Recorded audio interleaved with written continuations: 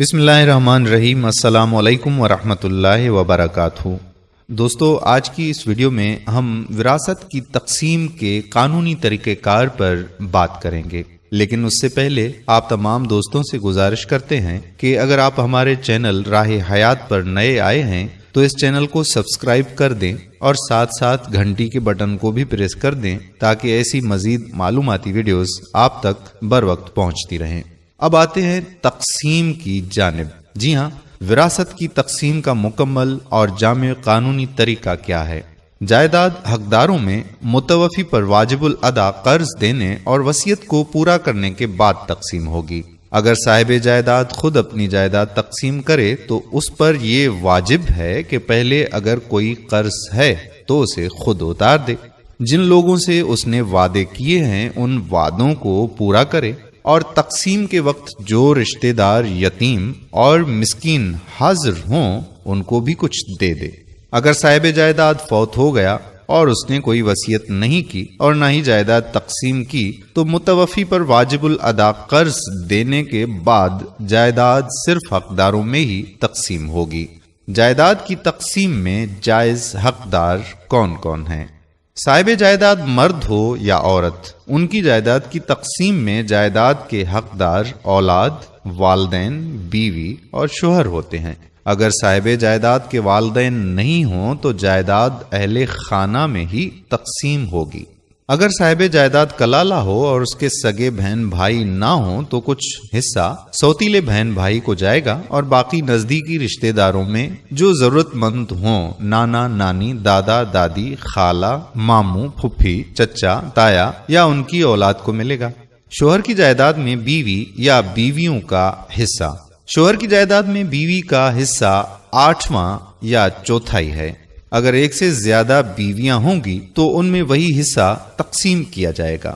अगर शोहर के औलाद हों तो जायदाद का 8वां हिस्सा बीवी का है, 6ठा हिस्सा शोहर के वालदैन का है और बाकी बच्चों का है। अगर शोहर की औलाद में फकत लड़कियां ही हों, 2 या ज़ायद से लड़कियां हों, तो जायदाद का 2/3 हिस्सा लड़कियों का होगा। बीवी के लिए 8वां हिस्सा और जायदाद का 6ठा हिस्सा शोहर के वालदैन के लिए। अगर शोहर के औलाद में सिर्फ एक लड़की हो तो जायदाद का निस्फ हिस्सा लड़की का है। बीवी के लिए जायदाद का 8वां हिस्सा है और शोहर के वालदैन का 6ठा हिस्सा है। अगर शोहर के औलाद नहीं है तो बीवी का हिस्सा 1/4 होगा और बाकी जायदाद शोहर के वालदैन की होगी।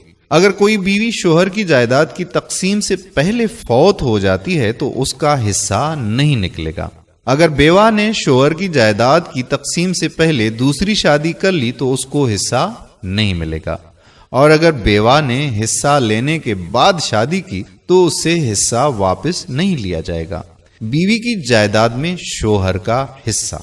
बीवी की जायदाद में शोहर का हिस्सा निस्फ या चौथाई है। अगर बीवी के औलाद नहीं है तो शोहर के लिए जायदाद का निस्फ हिस्सा है और निस्फ हिस्सा बीवी के माँ बाप का है। अगर बीवी के औलाद हैं तो शोहर के लिए जायदाद का 1/4 हिस्सा है और 6ठा हिस्सा बीवी के माँ बाप का है और बाकी बच्चों का होगा। अगर बीवी के औलाद में फकत लड़कियां ही हों, 2 या उससे ज्यादा, तो जायदाद का 2/3 हिस्सा लड़कियों का होगा। शोहर के लिए 1/4 हिस्सा और बाकी जायदाद बीवी के वालदैन के लिए है। अगर बीवी के औलाद में सिर्फ एक लड़की हो तो जायदाद का निस्फ हिस्सा लड़की का है। शोहर के लिए जायदाद का 1/4 हिस्सा है और बीवी के वालदैन का 6ठा हिस्सा है। अगर शोहर बीवी के वालदैन की तरफ से जायदाद मिलने से पहले फौत हो जाता है तो उसमें शोहर का हिस्सा नहीं निकलेगा। अगर बीवी अपने वालदैन की जायदाद तकसीम होने से पहले फौत हो गई और उसके बच्चे हैं तो बीवी का अपने वालदैन की तरफ से हिस्सा निकलेगा और उसमें शोहर का हिस्सा 1/4 होगा और बाकी हिस्सा बच्चों को मिलेगा। अगर बीवी अपने वालदैन की जायदाद तकसीम होने से पहले फौत हो गई और उसके औलाद भी नहीं है तो उसके शोहर को हिस्सा नहीं मिलेगा। अब आते हैं बाप की जायदाद में औलाद के हिस्से की जानिब। बाप की जायदाद में एक लड़के के लिए 2 लड़कियों के बराबर हिस्सा है। बाप की जायदाद में पहले बाप के वालदैन यानी दादा दादी का 6ठा हिस्सा और बाप की बेवा यानी माँ का 8वां हिस्सा निकलेगा।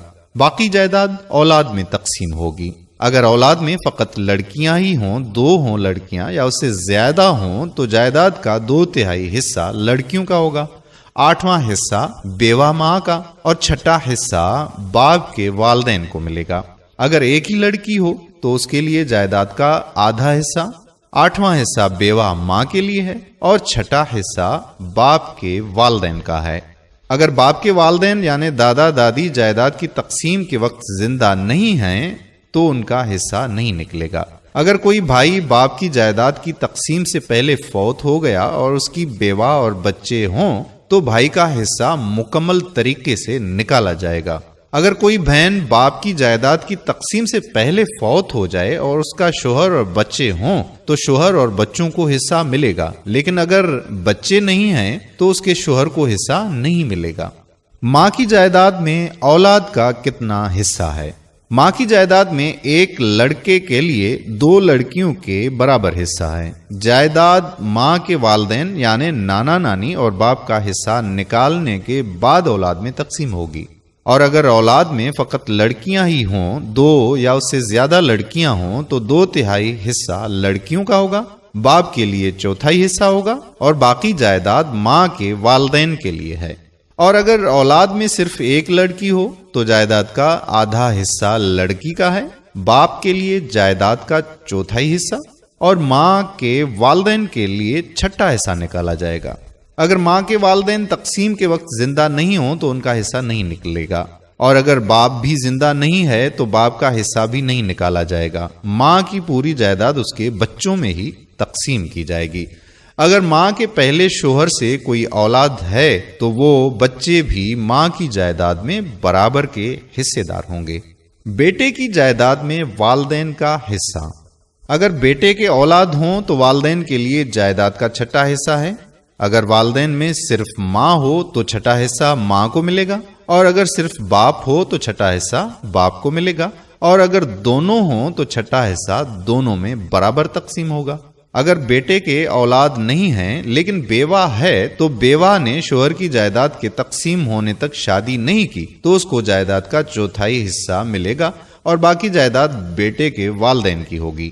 اگر بیٹے کی اولاد میں فقط لڑکیاں ہی ہوں، 2 یا اس سے زائد ہوں، تو جائیداد کا 2/3 حصہ لڑکیوں کا ہوگا، بیٹے کی بیوہ کے لیے 8واں حصہ ہوگا، بیٹے کے والدین کا 6واں حصہ ہوگا۔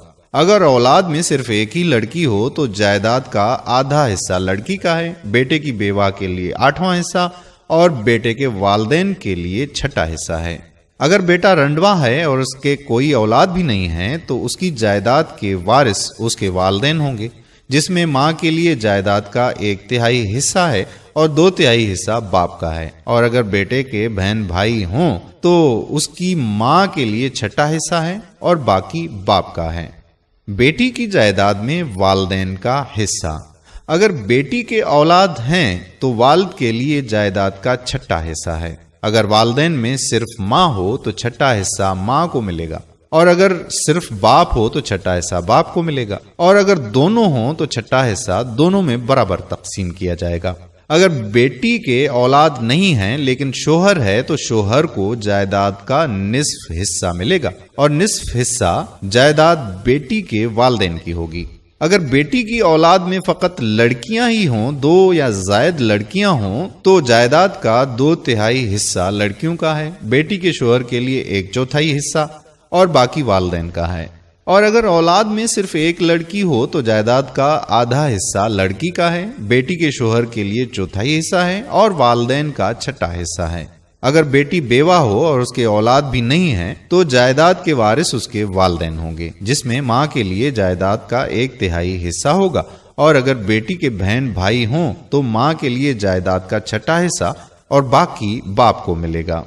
کلالہ کیا ہے؟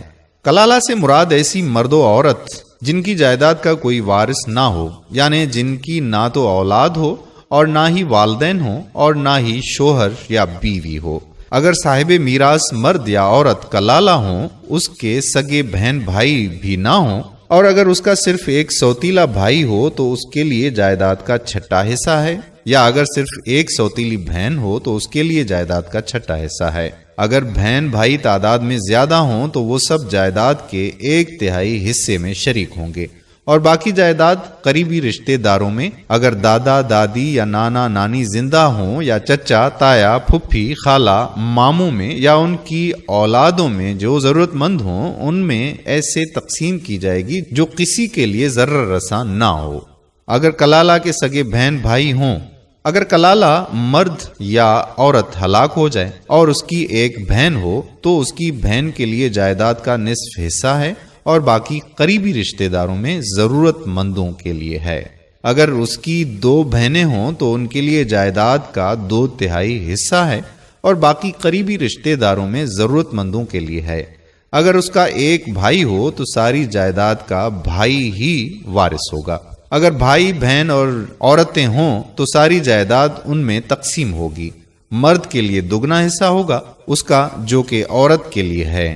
اللہ تمہارے لیے کھول کر بیان کرتا ہے تاکہ تم گمراہ نہ ہو جاؤ، اور اللہ ہر شے کا جاننے والا ہے۔ دوستو، وراثت کے حوالے سے یہ تفصیلی باتیں آپ نے ذہن نشین کر لی ہوں گی، آگے سے بھی آپ کو یہ باتیں کام آ سکتی ہیں۔ اس ویڈیو کو سیو بھی کر دیجئے اور اپنے دوستوں احباب کے ساتھ شیئر بھی کر دیجئے تاکہ ان کو بھی یہ اسلامی طریقہ پتہ چل جائے۔ یہ آپ کے لیے صدقہ جاریہ ہوگا۔